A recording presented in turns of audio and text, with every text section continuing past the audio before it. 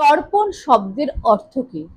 তর্পণ শব্দটি উৎপত্তি হয়েছে সংস্কৃত তৃপ থেকে, যার অর্থ হলো সন্তুষ্ট করা বা তৃপ্ত করা। হিন্দু ধর্মে দেবতা ও ঋষি ও মৃত পূর্বপুরুষদের দুই কুল অর্থাৎ পিতৃকুল ও মাতৃকুলের উদ্দেশ্যে তিল সহ জল নিবেদন করে তাদের সন্তুষ্ট করার পদ্ধতিকেই বলা হয়ে থাকে তর্পণ। পিতৃপক্ষ বা মহালয়ের দিন পালনীয় নিয়মগুলি জেনে নিই।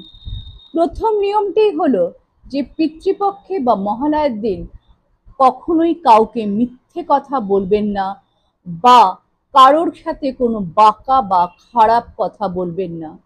তর্পণের সময় কালো, লাল বা তীব্র গন্ধযুক্ত ফুল ব্যবহার করবেন।